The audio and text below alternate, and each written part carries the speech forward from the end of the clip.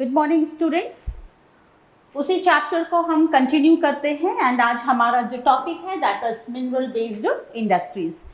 Last class में हमने just आपसे थोड़ा सा डिस्कशन किया था कि what is mineral based industry, what is the definition of mineral based industry. So again today we are discussing about mineral based industries. So what is the definition of mineral based industry? इसमें just आपको कुछ नहीं करना है, the industry which use metals and minerals as a raw materials, okay, as a raw materials or product. So industries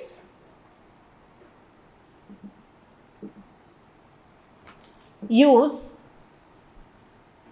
minerals and metals as a raw product are known as mineral based industries. उनके जो भी product होंगे वो product क्या होंगे? Raw product that are minerals and metals. अब यहाँ पे क्लासिफिकेशन हम करेंगे, the classification of mineral based industry. तो सबसे पहला हमारा होगा iron and steel industry. The first one is iron and steel industry. So iron and steel. अब यहाँ पे जस्ट मैं थोड़ा सा आपको ये बताना चाहूंगी, iron and steel industry is also known as basic industry. You can also say that it is also a basic industry. why it is also known as a basic industry? Because in all industries, दूसरे जितने भी industries होते हैं, metals and irons are used for their machinery. जितने भी दूसरी जो industries होती हैं उसमें आयरन एंड स्टील के ही सारे क्या होते हैं? मशीनें होती है कि नहीं होती है? और without any machine, without using any machine, we cannot produce any goods. So it is known as basic industry because all the industries except iron and steel industry, इसमें भी होता है, yes, no doubt इसमें भी होता है, but in all industries iron and steel are used for their machineries. जितनी भी मशीनें बनती है. So it is, ये 1 मार्क क्वेश्चन आपका आ सकता है in board examination. Why iron and steel industry is also known as basic industry? Because आपको वो आंसर लिख देना है. Then इसमें सेकंड बात आ जाता है कि what are steel and what are the uses of steel. अभी आप देखोगे आयरन एंड स्टील. आयरन क्या है? आयरन में बहुत जितने भी हेवी जो गुड्स होते हैं, all heavy goods that made of iron. Yes और नो? यस. देन स्टील का जो है बहुत ही अभी लेटेस्ट समय में, पहले समय में जो है आयरन से बहुत सारी चीजें बनाई जाती थी, बट अभी जो लेटेस्ट हमारा टेक्नोलॉजी है उसमें स्टील पर ज्यादा फोकस दिया गया है. उस पर किस पे दिया गया है? स्टील पे ज्यादा फोकस दिया है. तो steel is very important and it play a major role. You can say it play a major role in which sectors? The first one is engineering sector. How? Engineering sector का मतलब क्या? All construction work. जितने भी construction होते हैं, engineers क्या बनाते हैं, क्या करते हैं? उनका काम है कंस्ट्रक्शन वर्क. तो जितने भी कंस्ट्रक्शन वर्क होते हैं उसमें स्टील का इस्तेमाल किया जाता है. देन सेकंड आ जाएगा मेडिकल. जितने भी जो मेडिकल रिलेटेड इक्विपमेंट्स होते हैं, टूल्स होते हैं, वो सारे क्या से बनाई जाती है? स्टील से बनाई जाती है कि नहीं? यस. देन नेक्स्ट आ जाएगा आपका डिफेंस. डिफेंस में भी जो है स्टील का काफी यूज होता है. देन इसके बाद आप टेलीफोन में भी स्टील काफी इस्तेमाल किया जाता है. एंड लास्ट है the consumer goods and the varieties of, you can say, and the varieties of consumer goods.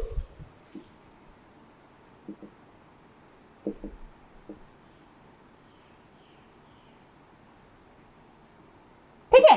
जो हम अपना जो दैनिक जीवन में जितनी भी हमारे यूज करने वाली जितनी भी सामानें होती है वो किससे बनती है? स्टील से बनती है. So these are the uses of steel. Now next, अब यहाँ पे ये बात आ जाता है कि जो स्टील इंडस्ट्री है इन द ईयर 2005, याद कीजिएगा, in the year 2005 India was one of the top 10 production in the world. मतलब इंडिया का रैंकिंग क्या था? इन 2005 India was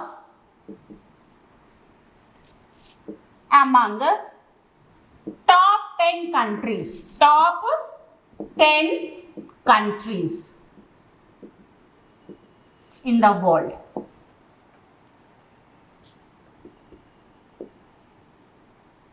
But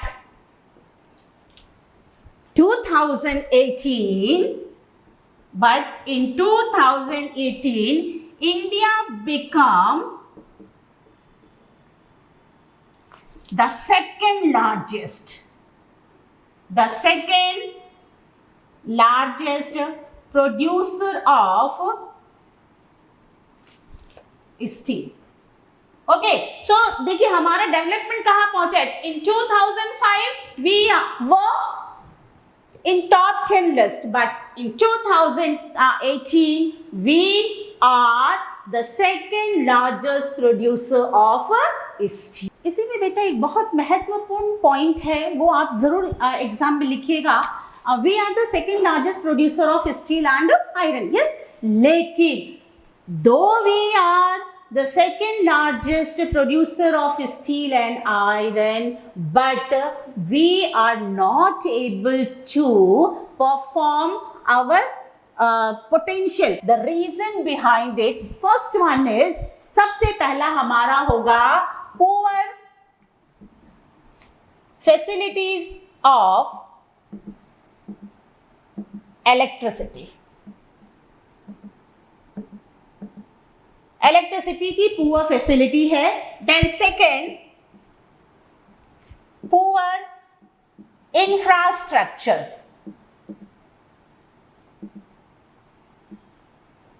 poor infrastructure मतलब हमारा जो इंफ्रास्ट्रक्चर है वो भी हमारी उतनी अच्छी नहीं है.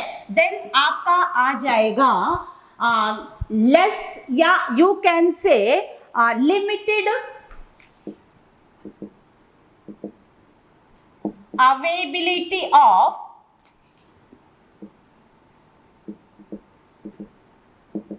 coking coal. ठीक है, सो ये तीन कारण हैं.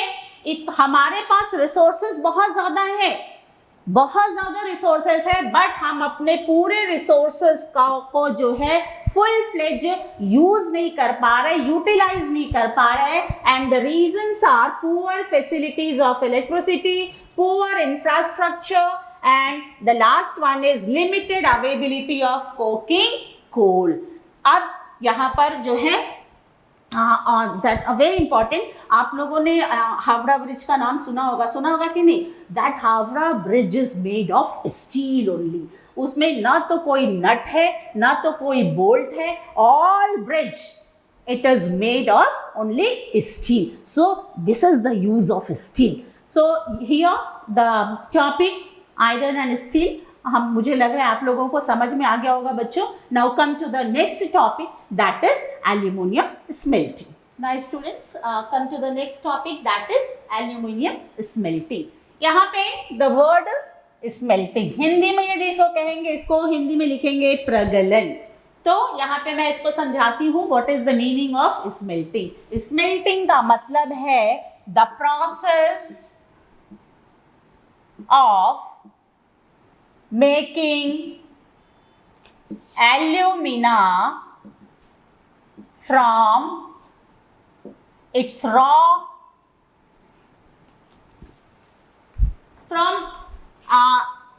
मत लिखिए, from bauxite. And bauxite is the raw material of aluminum, raw material of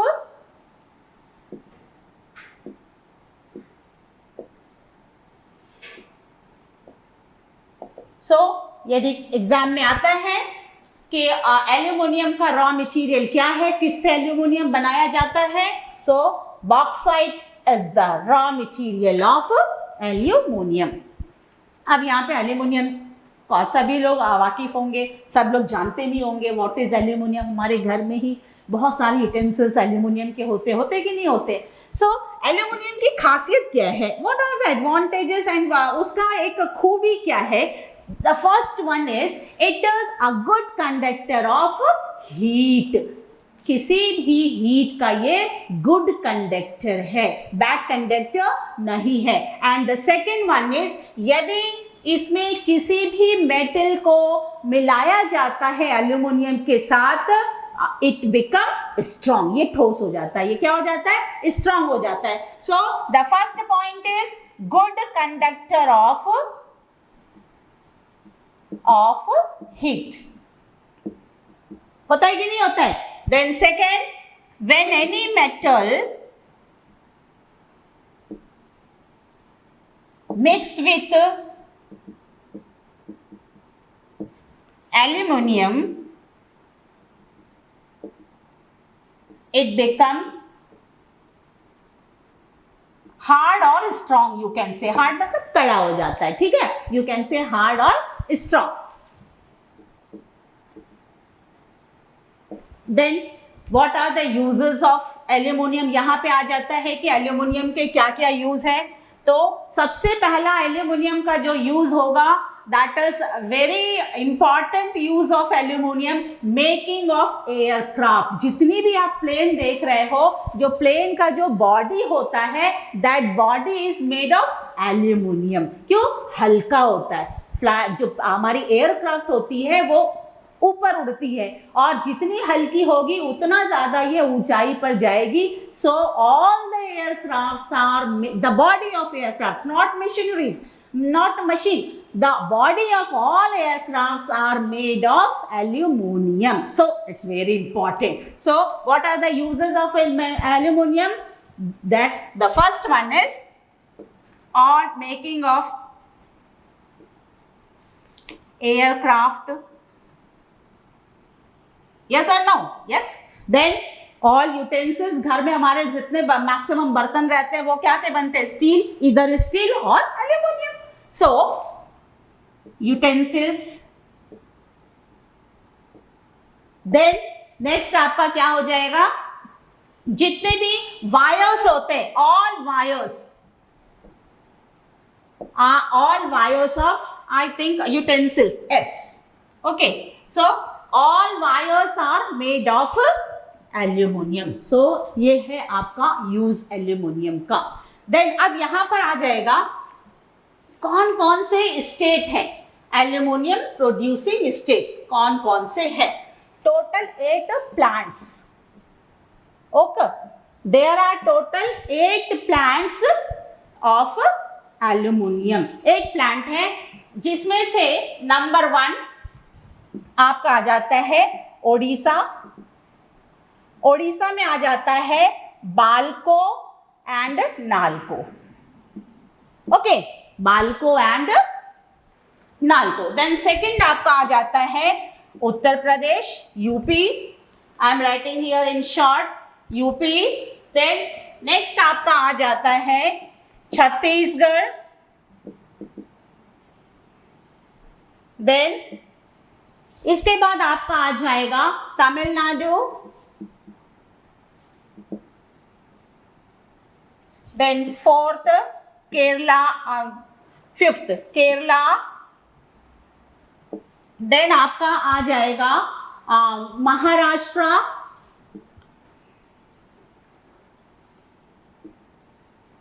then इसके बाद आपका आ जाएगा West Bengal. The last one is West Bengal. So यहां पे 7 प्लांट्स लिखा हुआ है, but here in Odisha 2 plants, 2 plants है।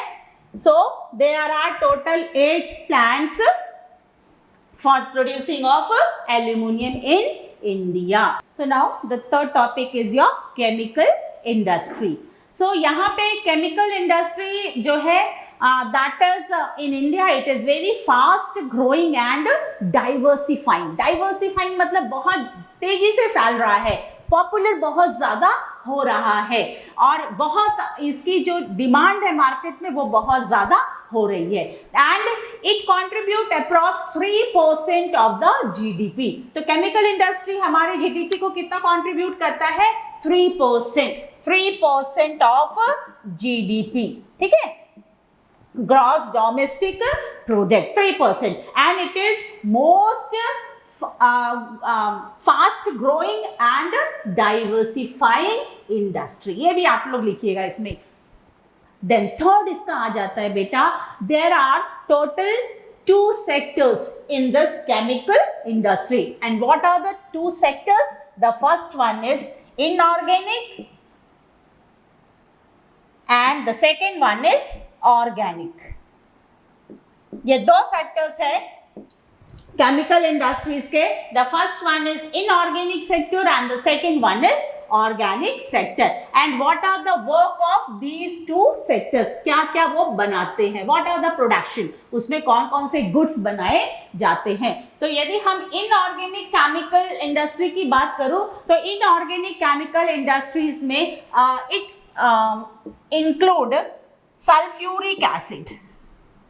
What is sulfuric acid? And what is the use of sulfuric acid? Sulphuric acid जो है आपका फर्टिलाइजर बनाने के काम आता है, देन प्लास्टिक बैग्स बनाने के काम आता है and next your organic chemical industry. अब ये सल्फ्यूरिक एसिड से हमने कहा था ना क्या बनता है? सल्फ्यूरिक एसिड से आपके फर्टिलाइजर्स बनेंगे, देन प्लास्टिक्स बनेगा, देन आपका पेंट्स बनते हैं. तो these are the uses of sulphuric acid. Then इसके बाद नाइट्रिक एसिड भी, इनऑर्गेनिक में जो है नाइट्रिक एसिड भी बनाया जाता है. देन इसके बाद alkalis and caustic soda. These are the productions of inorganic chemical industries. The second one is nitric acid, then alkalis, then caustic soda. ठीक है, alkalis लिख दीजिए and caustic soda.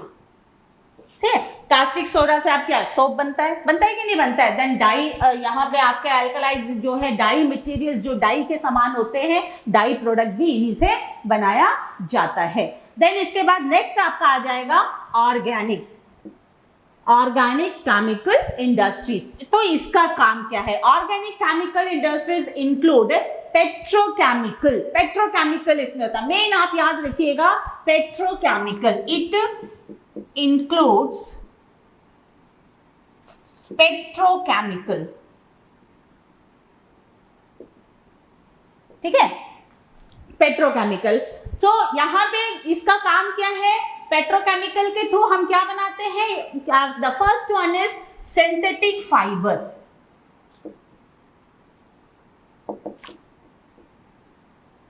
Synthetic fibre. Then second, जितने भी synthetic rubbers होते हैं, याद रखिएगा जितने भी सिंथेटिक रबर्स होते हैं, that is made of petrochemical organic industry.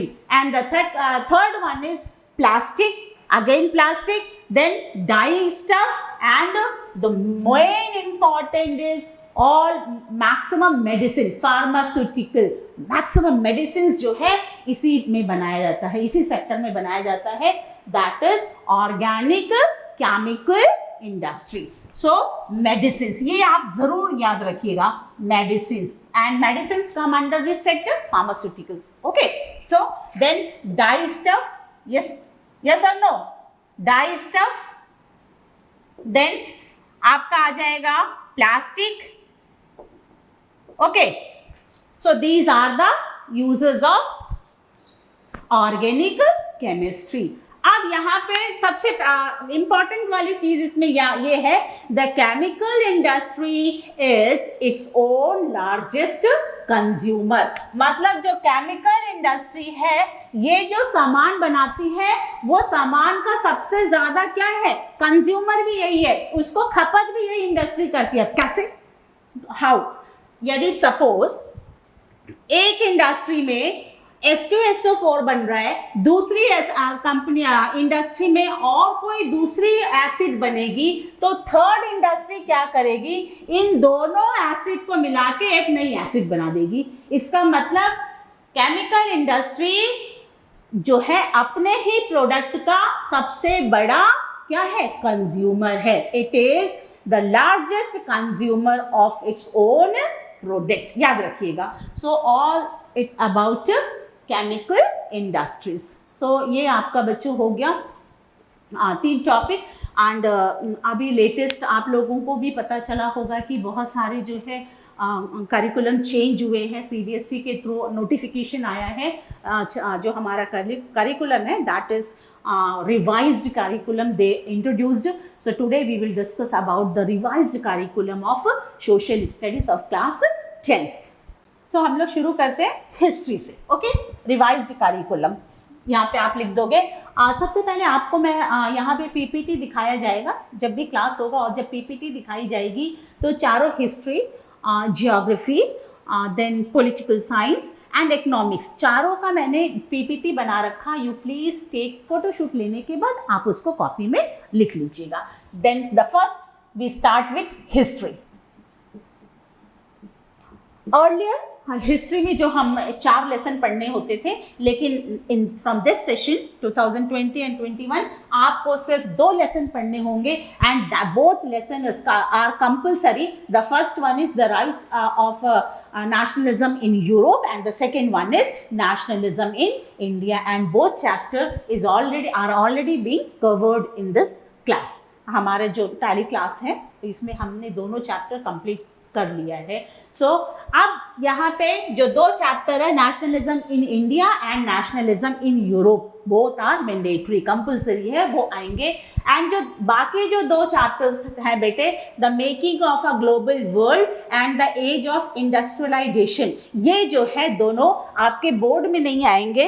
It will be assessed in your periodic exam, मतलब इंटरनल जो एग्जाम होंगे उसमें असेसमेंट के लिए इसके क्वेश्चंस आएंगे। So it is not for board examination, आपको बोर्ड के लिए सिर्फ 2 लेसन पढ़ने होंगे। ओके, बहुत अच्छा, बहुत easy. Okay, so now next आप आ जाइए। देन सेकेंड आपका आ जाएगा ज्योग्राफी। ओके, ज्योग्राफी में टोटल आपके लिए जो है 4 चैप्टर हैं पढ़ने के लिए, थियोरेटिकल ओनली 4 चैप्टर आपके PPT में लिखा हुआ है। The first one is resources and development, the second one is agriculture, the third one is manufacturing industries, हम लोग जो अभी पढ़ रहे हैं manufacturing industries, and the last one is life lines of national economy. We will discuss in our next class.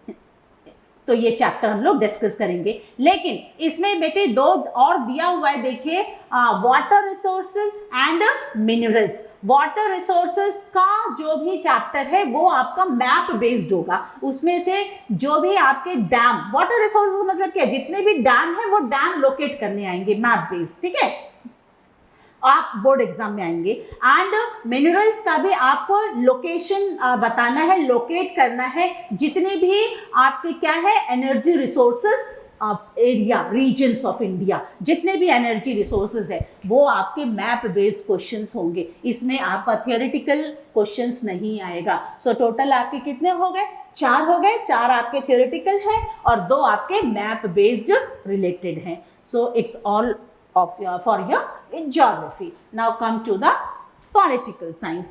That is political science में 4 है total बेटा।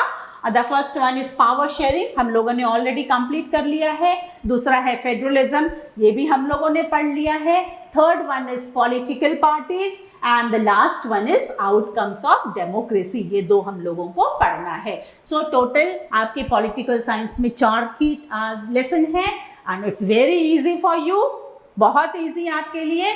सो then come to the next, the last textbook, that is economics, and in economics there are again 4 chapters, and the 4 chapters कौन से हैं? The first one is development, the second one is sectors of the Indian economy, and third one is money and credit, and the fourth one is globalization and the Indian economy. So अब बेटा next आप आ जाइए project work. आपको कौन कौन से assignment project के लिए कर दिए जाएंगे। The total there are 3 project है, ऑप्शंस है आपके। द फर्स्ट वन इज यहाँ पे मैं लिख रही हूँ प्रोजेक्ट वर्क। प्रोजेक्ट वर्क के लिए 3 टॉपिक्स आपको दिए गए हैं। The first one is consumer awareness. आप कितने अवेयर हैं, आप कितने सावधान हैं, आप कितना सचेत है। बहुत जरूरी है कि हमें कोई दुकानदार या कोई बाहर वाला हमें कोई ठग ना ले, हमें कोई बेवकूफ ना बना दे। जितना हम अवेयर रहेंगे उतना ज्यादा क्या होगा, लोगों के अंदर फेयरनेस जो है, फेयर डीलिंग होगी। जितनी भी हमारी डीलिंग होगी क्या होगी, वो फेयर डीलिंग होगी। That is consumer awareness. Consumer का मतलब क्या है, खरीदार। जो खरीदता है खरीदार, उनके अंदर अवेयरनेस होनी चाहिए। आप जब भी दुकान जाइए, आप मैन्युफैक्चरिंग डेट देखिए, आप एक्सपायरी डेट देखिए, आप रिटेल प्राइस उसकी देखिए, आप जितना भी जो चीज़ है उसमें कंजम्पशन देखिए, इंग्रेडिएंट्स देखिए। That is consumer awareness. Okay, then next आपका है, it is one topic consumer awareness. The second topic is social issues. हमारे सोशल इश्यूज क्या क्या है। देन थर्ड आपका sustainable development. It is based on your geography textbook. Sustainable development मतलब ऐसा resources को हम यूज तो करें, we use our all resources, but we should use all these resources very wisely. किसके लिए, to save it for our future generation. जो हमारे आगे आने वाले जो बच्चे हैं उनके भी यूज के लिए जितने भी हमारे रिसोर्सेज हैं उसको संभाल कर बचा कर रखना होगा। So that is sustainable development. तो ये तीनों आपके पीपीटी में दिया हुआ है, आप नोट कर लीजिएगा। इन तीनों में से किसी एक पर जो है आपको प्रोजेक्ट वर्क बनाने हैं। देन नेक्स्ट आपका आ जाएगा हिस्ट्री से रिलेटेड है, that is map based question. तो हिस्ट्री से जो रिलेटेड मैप बेस्ड क्वेश्चन है वो आपका नेशनलिज्म इन इंडिया, सिर्फ उसी से आएगा। नेशनलिज्म इन यूरोप से नहीं आएगा। 2 क्वेश्चंस आएंगे हिस्ट्री से आपके, एंड नेशनलिज्म इन इंडिया से ही आएगा। उसमें आपके 3 जो है नेशनल कांग्रेस सेशन हुआ करता था, इंडियन नेशनल कांग्रेस। वो 3 सेशन में से कोई एक सेशन तो पक्का आना ही आना है, तो इसीलिए आप हमेशा वो याद रखिएगा। And what are the 3 Indian national जो है कांग्रेस सेशन है। The first one is Calcutta during September 1920, it held in Calcutta in 1920। Then Nagpur का जो सेशन था it held in December 1920, and the last one is Madras, it held in 1927। ये आप हमेशा याद रखिएगा ना, 1920, December and September, and 1927। These are the 3 Indian National Congress session। इसमें से एक तो आना ही आना है, कोई भी एक।